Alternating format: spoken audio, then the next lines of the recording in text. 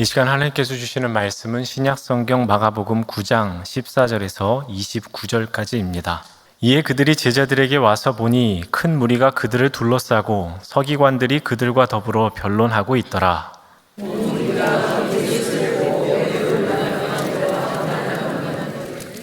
예수께서 물으시되 너희가 무엇을 그들과 변론하느냐?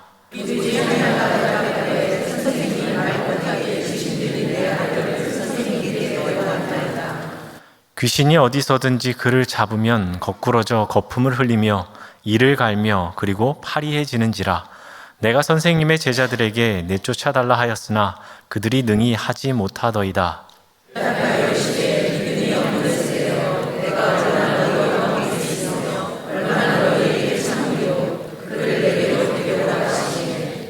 이에 데리고 오니 귀신이 예수를 보고 곧 그 아이로 심히 경련을 일으키게 하는지라. 그가 땅에 엎드러져 구르며 거품을 흘리더라.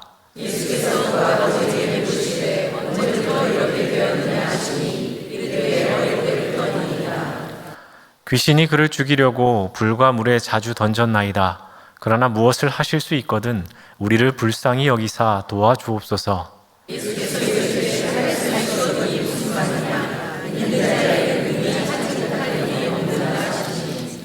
곧 그 아이의 아버지가 소리를 질러 이르되 내가 믿나이다. 나의 믿음 없는 것을 도와주소서 하더라.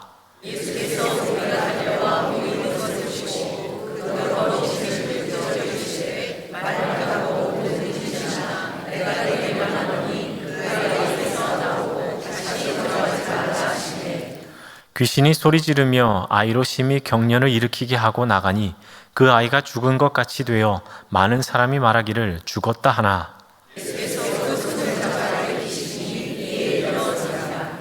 집에 들어가심에 제자들이 조용히 묻자오되 우리는 어찌하여 능히 그 귀신을 쫓아내지 못하였나이까?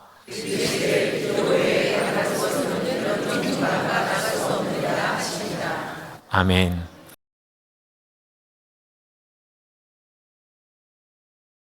오늘 본문은 예수님께서 제자들과 함께 변화산에서 내려오시는 장면으로 시작하고 있습니다. 예수님은 그곳에서 놀라운 이 하나님의 영광으로 변모하시는 또 사건을 경험하셨습니다. 그리고 이제 다시 땅으로 내려오십니다. 자, 그런데 예수님께서 산에 계시는 동안에 어느 한 사건이 발생했습니다. 산 아래에 있었던 제자들과 그리고 서기관들 사이에 논쟁이 있었습니다. 자, 이때에 예수님께서 산에서 내려오고 계시고 또 온 무리들이 예수님을 바라봅니다. 그리고 한쪽 무리들은 논쟁을 하고 있습니다. 이들은 예수님을 보고서 깜짝 놀랍니다. 그 이유를 정확하게 기록하고 있지는 않지만 아마도 구약 성경에 나와 있는 모습처럼 마치 모세가 산에서 내려올 때에 그 얼굴에서 광채가 나는 것을 보고 사람들이 놀랐던 것처럼 아마도 예수님께서 이 변화산에서 내려오실 때의 모습이 빛나는 그런 모습이 아니었을까 생각을 해봅니다. 자, 아무튼 예수님은 3명의 제자들과 내려오셨고 그리고 그곳에서는 논쟁이 있었고 또 그 자리에 있었던 온 무리들이 예수님을 보면서 깜짝 놀라고 있는 상황, 그 가운데 예수님께서 이제 사람들에게 곧바로 질문을 하나 하십니다. 그 말씀이 9장 16절입니다. 예수께서 물으시되 너희가 무엇을 그들과 변론하느냐라고 묻습니다. 분명히 이 질문을 보면은 제자들에게 한 질문인 것 같습니다. 너희가 무슨 일로 이렇게 변론을 하고 있는 거냐? 라고 물으신 것 같은데 답변을 제자 중에 한 사람이 하지 않습니다. 귀신 들려서 말 못하고 있는 아들의 아버지가 이 대화에 끼어드는 것 같습니다. 그래서 17절 말씀을 보면은 무리 중에 하나가 대답하되 선생님, 말 못하게 귀신 들린 내 아들을 선생님께 데려왔습니다 라고 말합니다. 귀신 들린 아들이 하나 있는 사람, 그리고 그 문제로 예수님을 찾아왔던 사람이 이 대화의 주체로 들어옵니다. 이 남자는 예수님께 찾아왔고 그리고 예수님을 찾았는데 예수님이 계시지 않아서 대신 제자들에게 귀신을 내쫓아달라고 부탁한 것 같습니다. 그런데 제자들이 능히 귀신을 쫓아내지 못합니다. 아이의 아버지가 예수님께 나와서 그동안의 일을 이야기합니다. 그래서 18절 말씀을 보면은 귀신이 어디서든지 그를 잡으면 거꾸러져 거품을 흘리며 이를 갈며 그리고 파리해지는지라. 내가 선생님의 제자들에게 내쫓아 달라 하였으나 그들이 능히 하지 못했습니다 라고 이야기를 합니다. 자, 여기서 우리는 한 가지 의문이 생깁니다. 왜 제자들이 귀신을 쫓아내지 못했는가라는 것입니다. 그 12명의 제자들, 엄청난 힘을 갖고 있어야만 하는 제자들이 왜 귀신 하나 쫓아내지 못했을까입니다. 더군다나 예수님께서는 제자들을 부르실 때에 하나님의 나라의 복음을 선포하고 또 귀신을 쫓아내는 권세를 주셨다고 했습니다. 마가복음 3장 14절에서 15절 말씀을 참고로 봅니다. 이에 12를 세우셨으니 이는 자기와 함께 있게 하시고 또 보내사 전도도 하며 귀신을 내쫓는 권능도 가지게 하려 하심이라. 분명히 12명을 불러서 세우실 때에 귀신을 쫓아낼 수 있는 권능을 주셨어요. 그러면 예수님께서 잠깐 자리를 비웠을 때에 이 제자들이 12명 중에서 3명 따라가고 9명이 남았으니까 이 9명이 힘을 합쳐서 기도했으면 그 귀신쯤은 쫓아낼 수 있는 게 정상입니다. 그런데 그러한 일이 발생하지 않았습니다. 또 하나 우리가 조금 의심이 가는 것은 이미 제자들이 여기저기로 다니면서 귀신을 쫓아낸 일도 마가복음에서는 이미 기록하고 있습니다. 우리 마가복음 6장 12절에서 13절 말씀을 봅니다. 제자들이 나가서 회개하라 전파하고 많은 귀신을 쫓아내며 많은 병자에게 기름을 발라 고쳤다고 마가복음 기자는 기록하고 있습니다. 이 일이 있기 전에 이미 제자들은 파송을 받아서 귀신을 쫓아내는 일도 있었고 병자들을 고치는 역사를 이끌어낸 적도 있었습니다. 분명히 귀신을 쫓아내는 권능을 받았고 그 권능에 따라서 이러한 일을 했어요. 그런데 지금은 왜 이들이 귀신을 쫓아내는데 실패했는가라는 것입니다. 그 이유가 19절에서 이렇게 기록하고 있습니다. 대답하여 이르시되 믿음이 없는 세대여 내가 얼마나 너희와 함께 있으며 얼마나 너희에게 참으리요 그를 내게로 데려오라 라고 말씀하십니다. 결국 이 문제는 믿음과 관련된 문제임을 예수님께서 말씀하고 있습니다. 그러니까 오늘 우리가 본문에서 다룰 수 있는 주제는 믿음과 관련된 것입니다.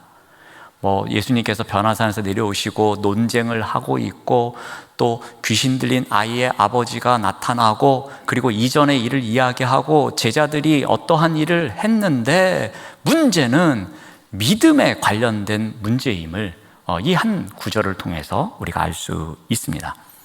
그들이 믿음이 없었기 때문에 귀신을 쫓아내지 못했다는 것입니다. 예수님은 심지어 제자들을 믿음이 없는 세대여 라면서 함께 그들의 부류에 넣고 있습니다. 믿음이 없이 살아가고 있는 이 무리와 같은 그 부류에 제자들도 마찬가지라고 말씀하십니다. 제자들과 함께한 날이 여러 날이었습니다. 그리고 그들을 계속해서 제자로서 훈련을 시켜가고 있습니다. 그들이 하루하루 성장해가고 있습니다. 그럼에도 불구하고 그들이 무지하고 믿음이 아직 온전하지 못한 것에 대해서 예수님께서는 지금 한탄하고 계십니다. 자, 이제 아이의 아버지가 본격적으로 아이를 예수님께로 데리고 옵니다. 자, 그런데 또 하나 특이한 현상이 일어납니다. 귀신이 예수님을 보자마자 아이에게 경련을 일으킵니다. 성경은 이렇게 기록합니다. 20절 말씀을 봅니다. 이에 데리고 오니 귀신이 예수를 보고 곧 그 아이로 심히 경련을 일으키게 하는지라 그가 땅에 엎드러져 구르며 거품을 흘리더라. 여기서도 우리가 한 가지 궁금한 일이 생깁니다. 지금까지의 귀신 축출 사건을 보면은 예수님 앞에 귀신이 나타나면 그 귀신은 어떻게 했습니까? 아유, 하나님의 아들이시여, 제발 좀 살려주십시오.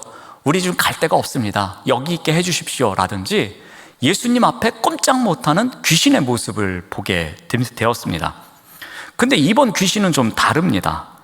여느 때처럼 뭐 하나님의 아들이시오, 그리고 우리를 좀 쫓아내지 마십시오, 그런 이야기를 하지 않고 오히려 더 강한 자신의 모습을 보여주고 있습니다. 더 난폭해졌고요, 그리고 또 더 강해졌고요. 그래서 아이에게 심하게 경련을 일으켰다고 성경은 기록하고 있습니다.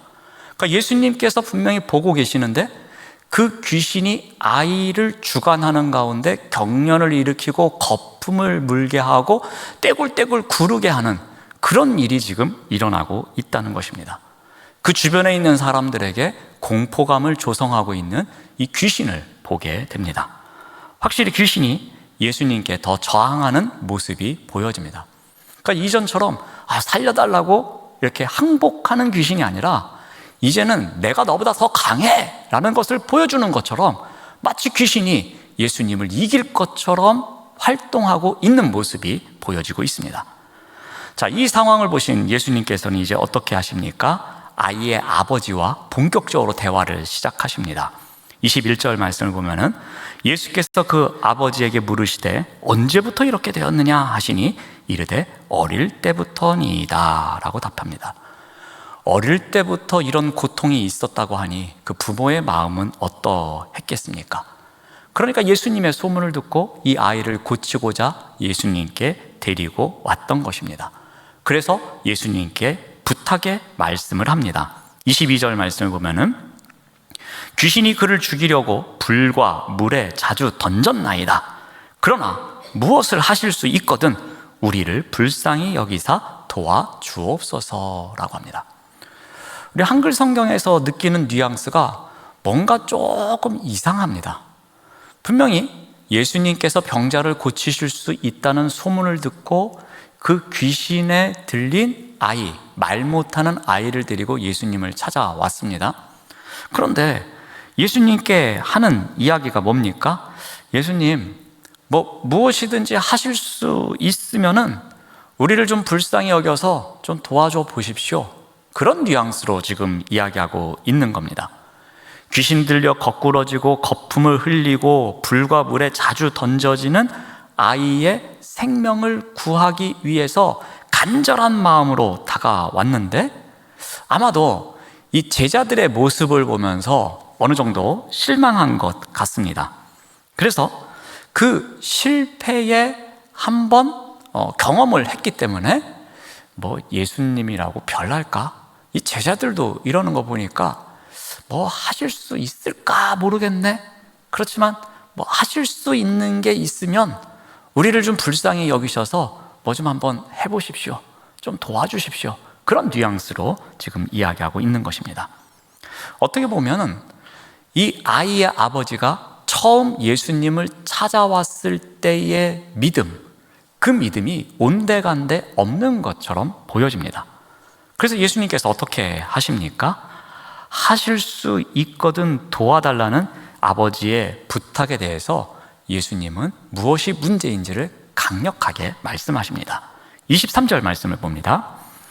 예수께서 이르시되 할 수 있거든이 무슨 말이냐? 믿는 자에게는 능히 하지 못할 일이 없다라고 말씀하십니다. 지금 매우 혼란스러울 것이다. 그리고 버거울 수도 있을 것이다. 그리고 너의 믿음이 흔들리는 상황이 될 수도 있을 것이다. 그러나 분명하게 내가 알아야 할 것이 있다. 그 믿음을 놓지 말거라 라는 뉘앙스로 말씀하고 있습니다. 믿는 자에게 능히 하지 못할 일이 없어 라고 말씀하십니다. 할 수만 있으면 한번 해보세요가 아니라 주님, 제가 믿겠습니다. 그러니 도와주십시오 하면서 너의 그 처음 믿음을 지금도 정확하게 그 기준을 붙잡고 있으라는 예수님의 말씀입니다. 자, 이에 대해서 이 아이의 아버지가 어떻게 반응을 합니까? 우리 24절 말씀을 봅니다.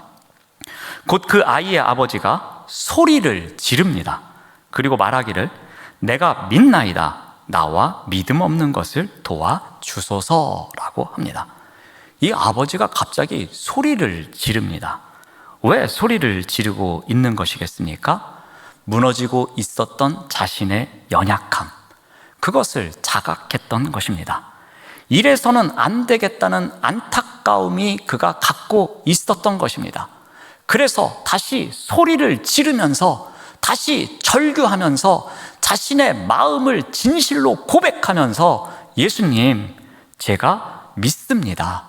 그러니 저의 믿음 없는 것을 용서해 주시고 도와주십시오 하면서 예수님께서 무슨 문제를 제기하셨는지, 자신의 믿음 없음에 대해서 언급한 것에 대해서 정확하게 이 아이의 아버지는 답변하고 있습니다.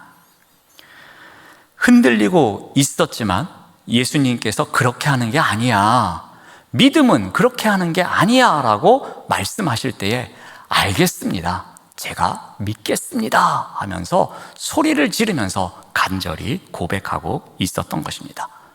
자, 그러자 예수님께서는 이제 어떻게 하십니까? 25절 말씀을 보면은 예수께서 무리가 달려와 모이는 것을 보시고 그 더러운 귀신을 꾸짖습니다.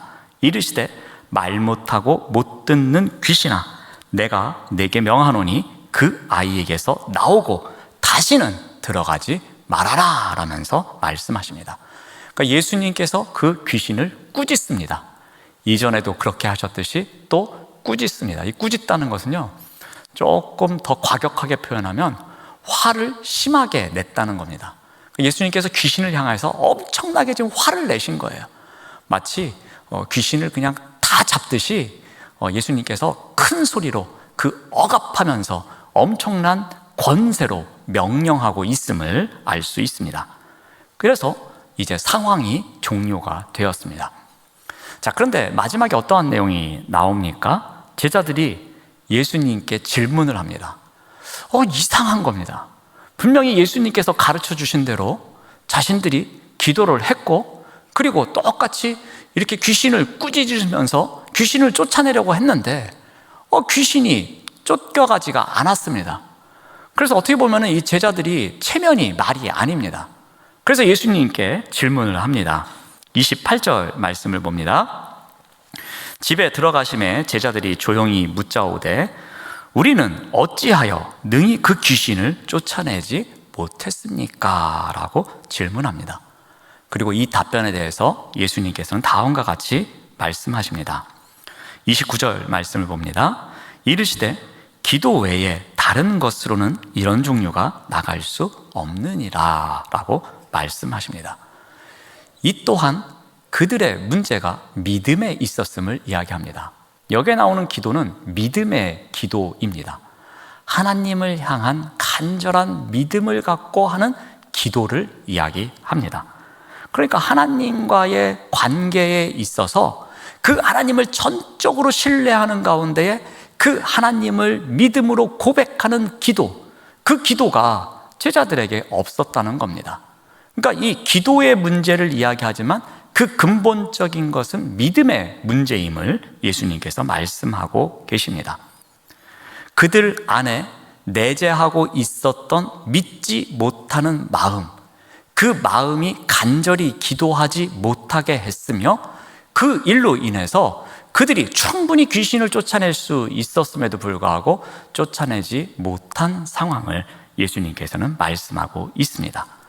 그들이 끊임없이 믿음으로 기도했어야만 했는데, 그래서 하나님과의 깊은 관계로 하나님을 신뢰하며 나아갔어야만 했는데 그렇지 못하고 자신들이 여느 때처럼 했던 것처럼 그냥 이번에도 이렇게 하면 되겠지라는 그러한 마음으로 기도를 했기에 이루어지지 않았음을 예수님께서는 지적하고 있습니다. 자, 이 이야기를 통해서 또다시 제자들이 믿음에 있어서 실패자의 모습을 보이고 있음을 알게 됩니다. 계속해서 예수님과 함께 선교의 여행의 길을 가고 있지만, 그 안에서 제자도를 배우며 가고 있지만, 믿음에 대해서 훈련을 받고 있지만 여전히 무지하고 여전히 믿음이 부족한 제자들의 모습을 보여주고 있습니다. 그런데 반면에 어느 한 사람, 그 아이의 아버지는 예수님을 만나는 그 시간을 통해서 그의 믿음이 확고해져 가고 있는 과정을 보여주고 있습니다. 여러분, 오늘 말씀을 통해서 우리가 믿음에 대해서 한번 정리를 해보고자 합니다. 믿음은 기술이 아닙니다. 제자들은 믿음에 대해서 여러 가지 기술을 터득했을 겁니다. 귀신이 들린 자는 어떻게 하면 그 귀신이 쫓겨갈 거야 라는 기술적인 측면에서 지금까지 여러 번 경험을 하면서 또 그러한 일을 실습하면서 또 예수님의 그렇게 하시는 모습을 보면서 그래, 우리가 이러한 기술을 터득하면 우리의 이 믿음으로 모든 것을 할 수 있을 거야 라는 확신에 차 있었다는 겁니다. 근데 여러분, 믿음은 기술이 아니었습니다. 믿음은 하나님과의 관계에서 오는 힘이지 절대로 기술로 완성되는 것이 아니었습니다. 그런데 이 아이의 아버지는 지금까지 어떠한 믿음에 대한 기술도 배운 적이 없습니다. 그런데 오늘 짧은 본문을 통해서 이 아이의 아버지는 놀라운 믿음의 과정을 살아내고 있습니다. 어떠한 특별한 기술이 있는 것도 아니었음에도 불구하고 그는 믿음이 무엇인지를 깨닫게 된 것입니다. 과연 이 아이의 아버지를 통해서 믿음이 어떠한 것인지, 믿음이 무엇인지 우리에게 가르쳐 주는 것을 한번 다시 정리해 보고자 합니다. 세 가지 단계가 있는데요. 먼저 첫 번째 믿음의 단계는 아뢰는 단계입니다. 나의 상황, 또 나의 아픔, 나의 모든 것을 주님께 나와 아뢰는 것, 이것이 믿음의 시작입니다. 아이의 아버지는 어떠했습니까? 솔직하게 주님께 나와서 아뢰입니다. 언제부터 이 아이가 아팠는지, 그리고 그 과정을 통해서 우리는 어떠한 시간을 보냈는지, 그리고 어떠한 증세를 갖고 있는지, 때로는 귀신이 이 아이를 힘들게 만들어서 거품을 물기도 하고 또 불과 물 속으로 뛰어들기도 하고 정말 위험하게 힘들게 이 아이를 지켜보며 살아온 자신의 삶의 정황을 예수님께 솔직하게 아뢰고 있습니다. 여러분, 믿음의 시작은 바로 여기로부터 출발합니다. 나의 상황이 어떠한지, 그리고 우리를 도와달라고, 우리의 형편이 어떠한지 간절히 고백하는 그 순간부터 바로 믿음이 시작되는 것입니다. 여러분, 쉽게 말씀드리면 이러한 예를 들 수 있습니다. 우리 감기가 걸려서 병원에 갑니다. 그러면 그 의사 선생님이 어떻게 질문합니까? 어디가 불편하셔서 오셨습니까? 어디가 아프셔서 오셨습니까? 제가요, 목이 아파요. 그럼 언제부터 이랬습니까? 어제부터입니까? 그제부터입니까? 3일 전부터입니까? 일주일 전부터입니까? 언제부터 어떠한 증세를 갖고 있었는지를 물어봅니다. 그리고 그 증세에 따라서 처방을 내려줍니다.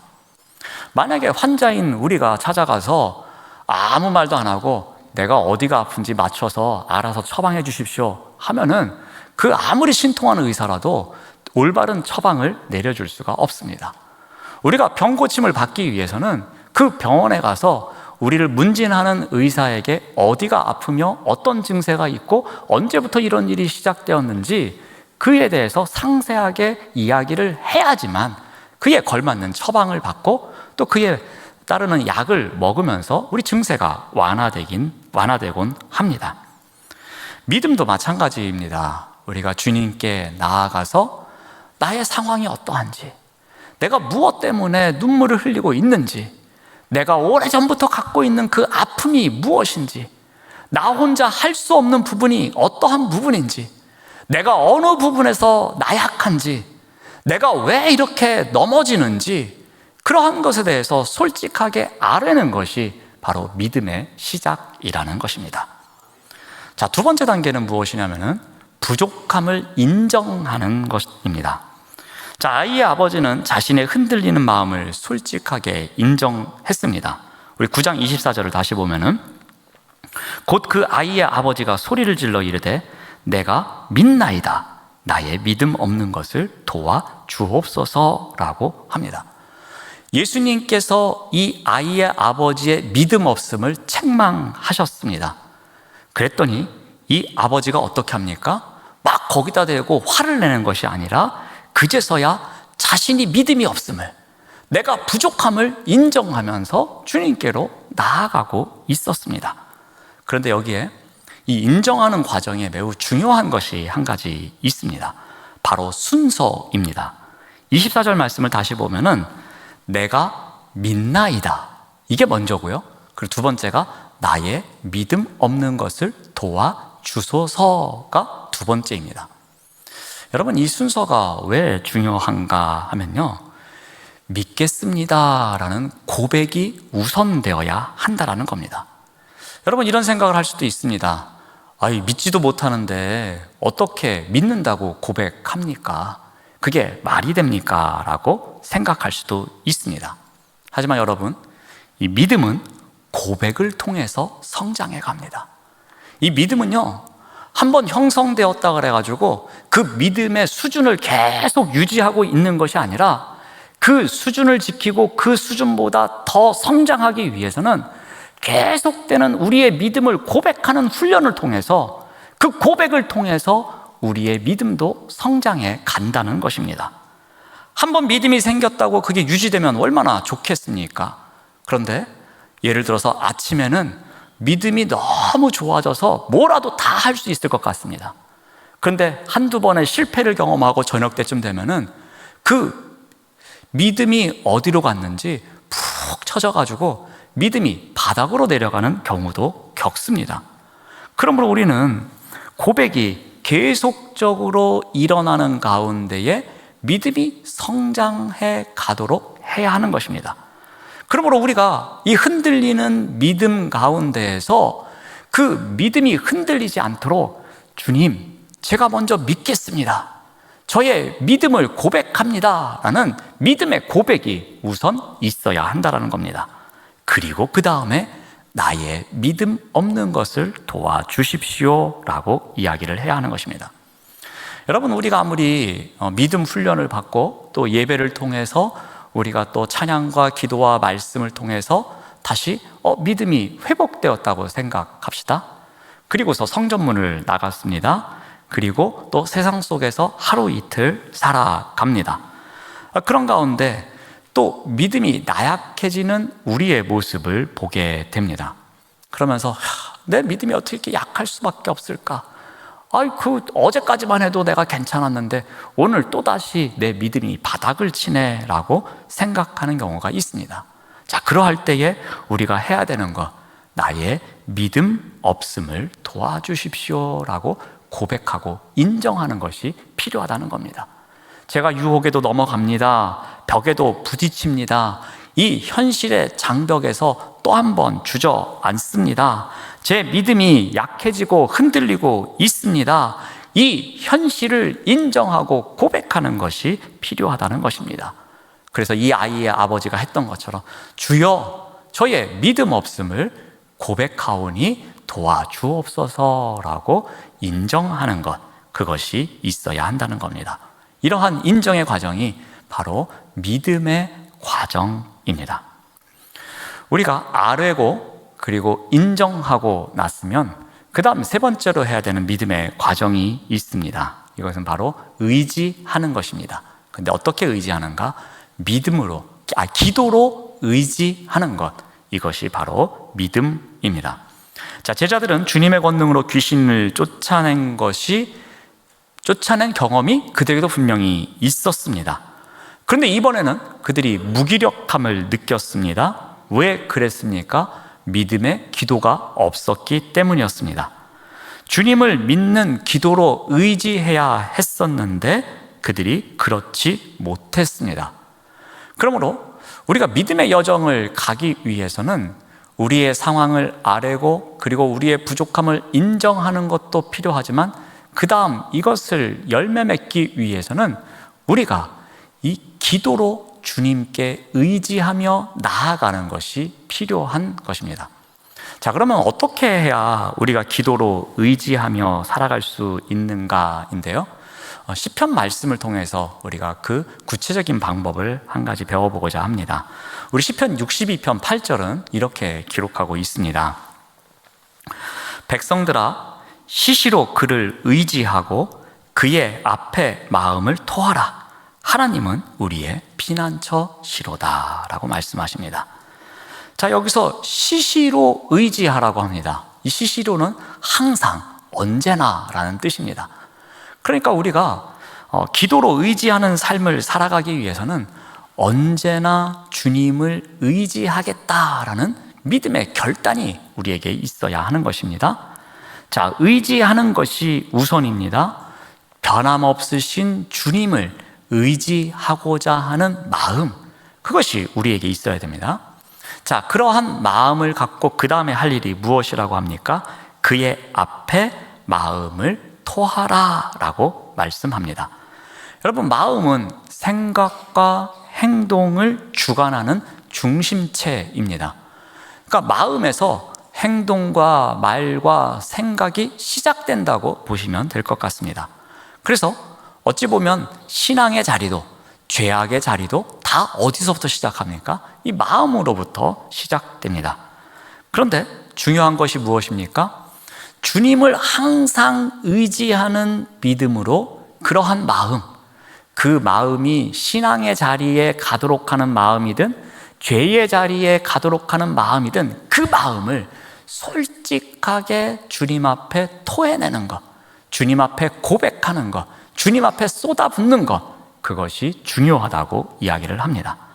주님을 항상 의지하면서 기도하는 마음으로 그 앞에 그 모든 것을 내려놓고자 하는 것, 이것이 바로 기도로 의지하는 삶입니다. 이것이 바로 이 믿음의 열매를 맺어가는 가장 중요한 세 번째 단계임을 우리에게 가르쳐 줍니다. 바로 이 아이의 아버지는 예수님과 만난 그 짧은 시간에 이 과정을 거쳐낸 것입니다. 자신이 어떻게 살아왔고 자신의 아이가 언제부터 아팠고 그래서 우리가 어떻게 살아왔는지를 주님 앞에 아뢰는 과정이 있었습니다. 그리고 처음에 찾아왔던 그 믿음이 흔들리는 순간, 제자들이 하는 거 보니까 선생님도 그저 그렇겠네 하면서 믿음이 흔들리는 그 순간, 무엇이 잘못되었는지를 들었을 때에 다시 한번 믿음을 고백하며 제가 믿겠습니다. 믿음이 부족했던 저를 용서해 주시고 우리를 불쌍히 여겨주시고 우리를 도와주십시오 하면서 믿음의 부족함을 인정하는 자리로 나아갔습니다. 그리고 세 번째로 어떻게 합니까? 주님을 의지하고자 하는 마음, 그 간절한 마음으로 주님 앞에 나아갔습니다. 그 마음이 제자들에게는 없었고 그 아버지에게는 있었던 것입니다. 그래서 예수님께서는 제자들과의 마지막 토론에서 너희들이 지금 문제가 무엇이냐면 바로 그 믿음의 기도, 하나님을 의지하며 너희들의 마음을 토로하는 모든 것을 쏟아붓는 그 믿음의 기도가 없었음을 말씀하고 계십니다. 사랑하는 여러분, 우리 또한 이 믿음의 길을 신실하게 살아가시기를 바랍니다. 그 믿음의 길을 가는 과정 가운데 우리의 상황을 언제나 주님께 아뢰고 그러한 가운데 우리의 부족함을 고백하고 인정하는 가운데에 주님을 의지하는 믿음으로, 의지하는 기도로 그 믿음의 여정을 살아가시는 우리 모두가 되시기를 바랍니다. 네, 기도하겠습니다. 하나님 감사합니다. 하나님께 모든 것을 아뢰고 또 나약함을 인정하면서 기도로 의지하는 자리에서 올바른 믿음을 세워나가는 우리 모두가 될 수 있도록 인도하여 주시옵소서. 예수님의 이름으로 기도드립니다. 아멘.